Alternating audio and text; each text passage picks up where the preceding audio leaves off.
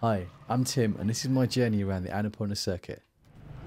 It's a 2-week trek that reached Throng at 5,416 metres above sea level. It's the world's highest pass between Manang and Mustang districts of Nepal. Starting in the capital city Kathmandu with a spare day before the trek begins. I decided to visit the Muktinath complex high up on the hill west of the city. It has a huge Buddhist stupa and shrines built around it. If you only get to do one thing, then check this place out. It's a great way to spend a few hours. I tried some veggie momos for the first time. Essentially they're a spicy filled dumpling, but they're proper tasty. Taking a bus ride to Besisahar, it's a couple of hours drive outside of Kathmandu and it's where I start my hike. So it begins.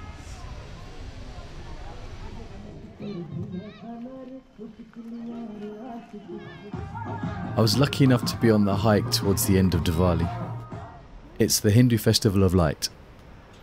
And so for the first few days I got to see some fun, colourful celebrations.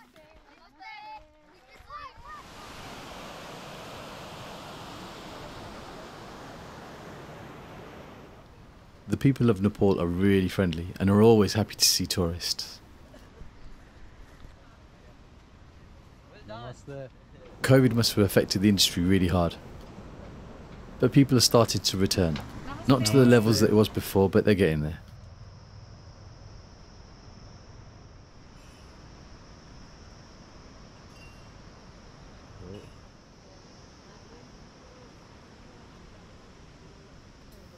This is your typical tea house kitchen in Nepal.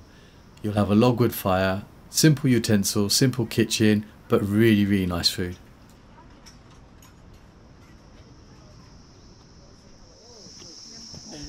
The scenery changes as we move away from the built-up areas, and there's some early distant glimpses of the mountains installed for the rest of the journey.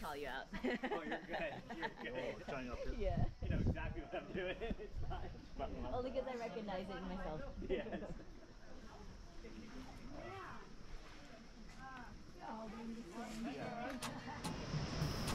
I underestimated how useful trekking poles could be.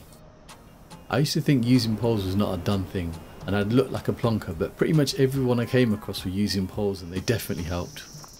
Not sure if it's a psychological or a physical thing, but having poles made the high elevation part seem a bit more bearable.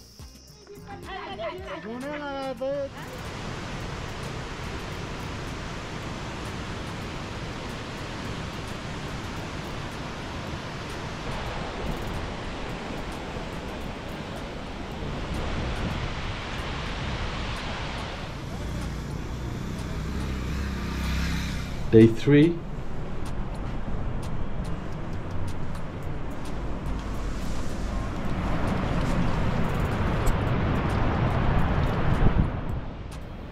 I was lucky with the weather. I had 2 weeks of clear blue skies, warm days, but the nights were a little tough higher up.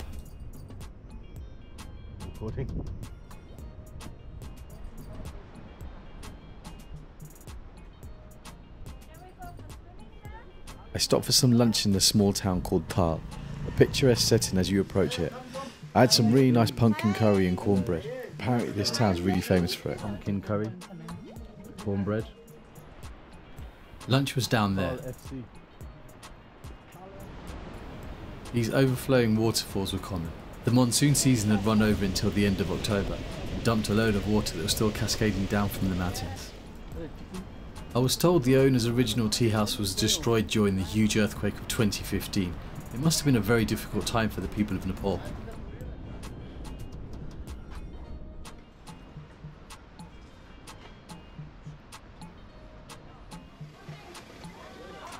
You'll need to take care with drinking water. There's plenty of options, but they're all down to personal preferences. I used a UV pen, but there's also water purification tablets, life straws, or untreated water boiled above 100 degrees Celsius for at least 3 minutes.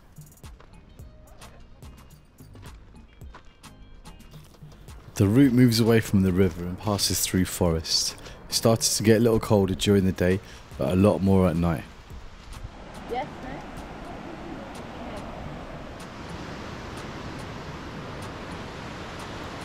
I get my first proper view of Annapurna too, and it's amazing.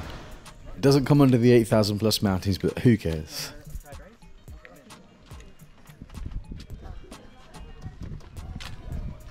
Daytime weather is still good, but you can feel that the air is getting thinner and colder.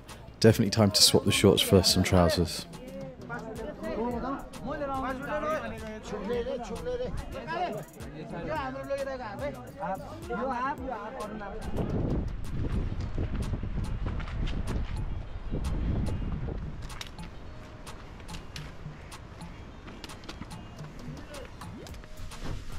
Day 4 or 5, I can't remember. Bloody cold. I had a really good 4-season sleeping blanket, maybe a little too warm lower down, but ideal for higher up. You can hire them in Kathmandu. In fact, you can hire or buy most trekking gear in Kathmandu.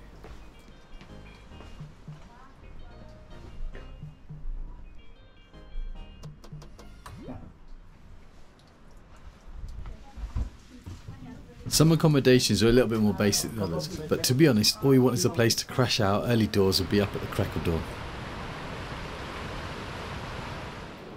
The most important thing for me was to have nice food. The guides that I went with knew all the right tea houses to stay at and to get good food. Yak is definitely strong on the menu. Yak milk, yak cheese, yak burger.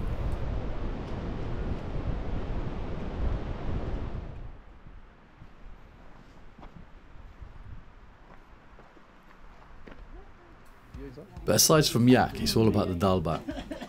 A rice, lentil soup and veg dish that's inexpensive and will give you energy. Or so the saying goes, dal bhat power 24-hour. Food prices increase the higher you go, and for good reason. The raw ingredients cost a lot more for the tea houses to bring up to them.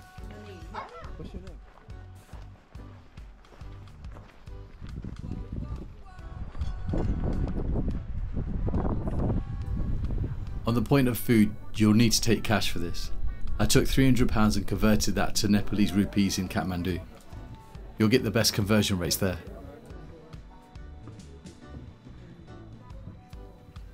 These prayer wheels, also known as mani wheels, have rolls of paper inside with scriptures written on them. By spinning the mani wheel clockwise, it's said to help bring good and remove bad karma away from you.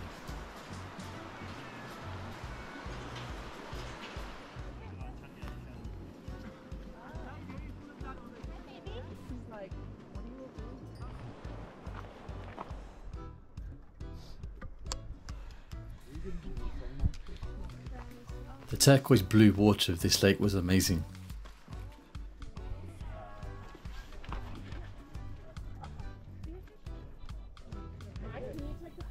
From this viewpoint I could see Annapurna 2, 3 and 4, and on the right there was Gangapurna.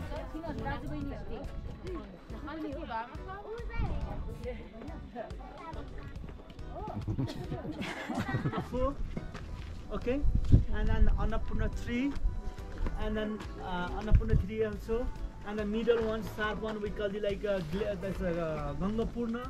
The colour of these Nepalese prayer flags represent the elements. Blue represents the sky, white is for air, red is for fire, green is water, and yellow is for earth.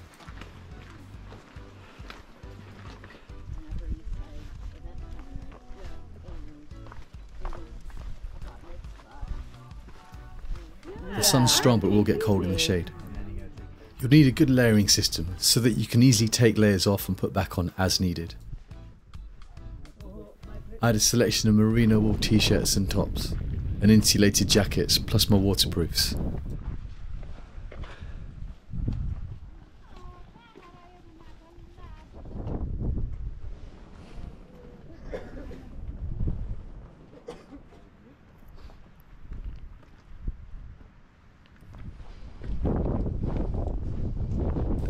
On one of the nights I woke up around 2 AM. I've always found the night sky fascinating and thought I might get a good view of the night sky and its stars. As I got out I looked up the clear night sky. The stars seemed much more brighter than normal. I could see many more compared to being at sea level.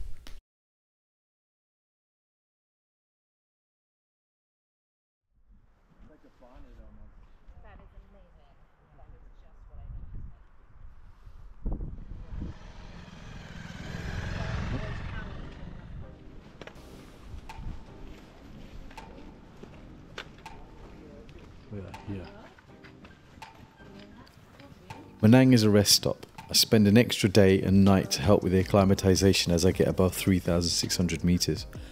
It's called a rest day, but it's anything but that.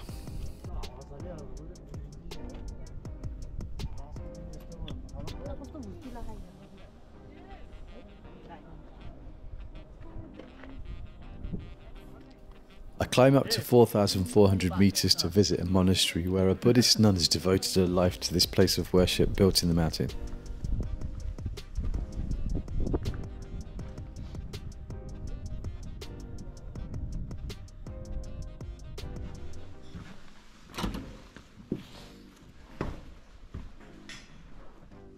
Actually, he doesn't hump like people, he'll just hump like... This is probably an obvious one, but having the right type of clothes is more important than the amount of clothes you take. Merino wool clothing costs a little bit more, but due to its antibacterial properties does stay fresher for longer. There's laundry services at bigger places like Manang. I paid about £2 for a kilo of clothing to be cleaned and dried. Plan to have enough clothes for 5 or 6 days and then get them washed in places like Manang.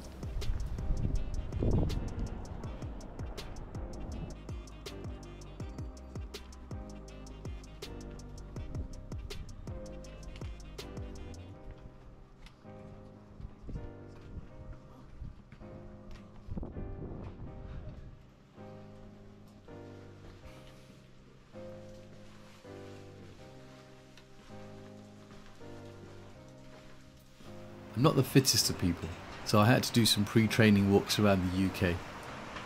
But most that attempt this do go on to complete the trek. But don't underestimate how difficult this can be. The high altitude and the cold weather will have an effect on all of this.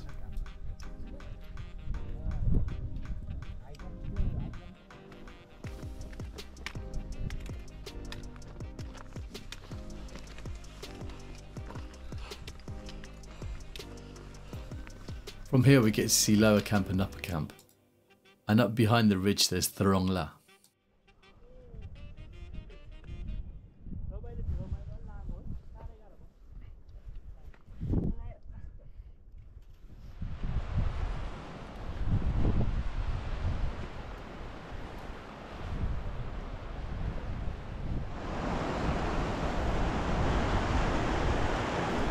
Adrenaline was high, and it helped as the trek got tough with the higher altitude.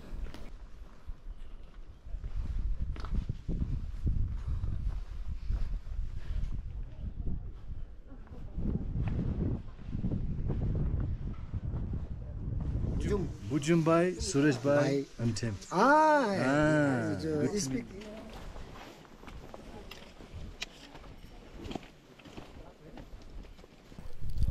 It's a 4:30 AM early morning start. You can see the other people already making their way up with their head torches shining the way forward. Slowly making my way up. It's difficult, I'm getting short of breath, it's cold, but it's still exciting. Views of the mountain silhouettes appear as the sun comes up and I can start to see where I'm going.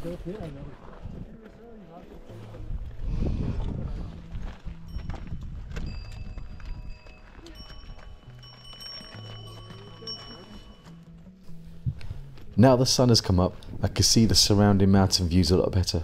The snow reflecting the sunlight was intense. This is exactly why I did this. The months of preparation started to pay off. At this point I was getting really tired, but the adrenaline was still pumping in me. I was really excited just to see Throng and finally reaching our destination.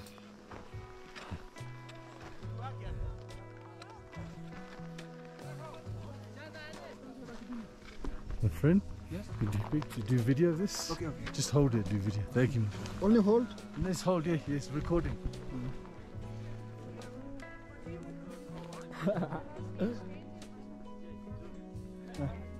Thank you, my friend.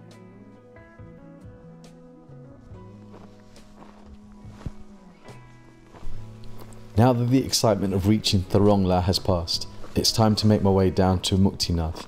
This was a really long, hard day.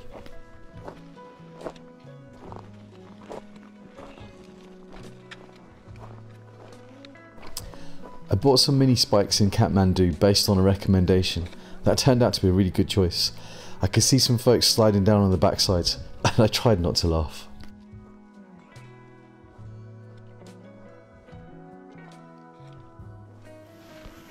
came from up there.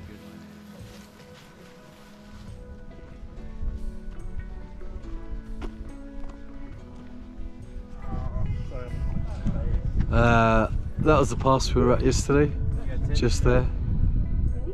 We're about 3,600 now. We were 54.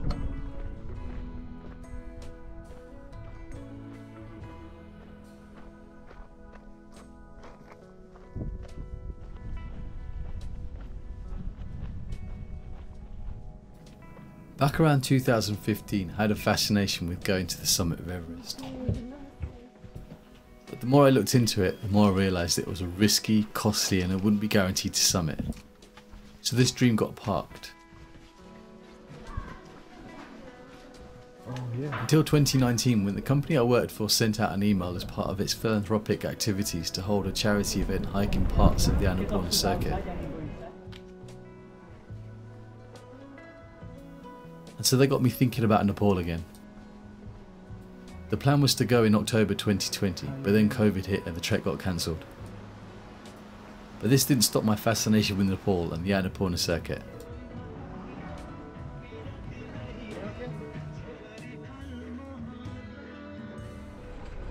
My wife and kids got me this trek for my 50th birthday present. They gave it to me the Christmas before, so I had time to prepare, and that was definitely the best present ever.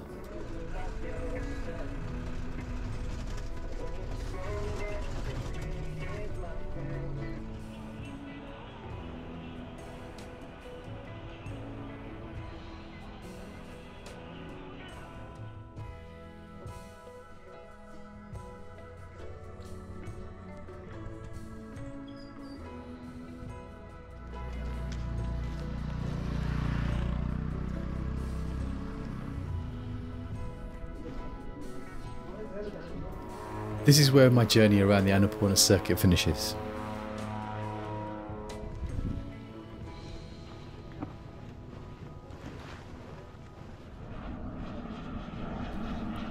There's two main seasons, September to November and March to May. I went in November because I read there's more chances of clear good weather, but it's also peak season. You'll need at least 2 weeks, but it depends on the route you take. I finished the trek in Jomsom and flew to Pokhara, but you can trek that bit if you feel you have it in you.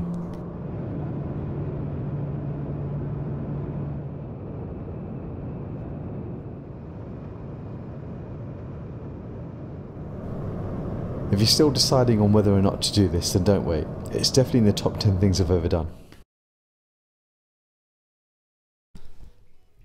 I hope you found this video useful and it helps you choose your next trip. I'd love to hear about your own experiences. Thanks for watching. And I want to give a big shout out to all the people of Nepal. Your country's amazing.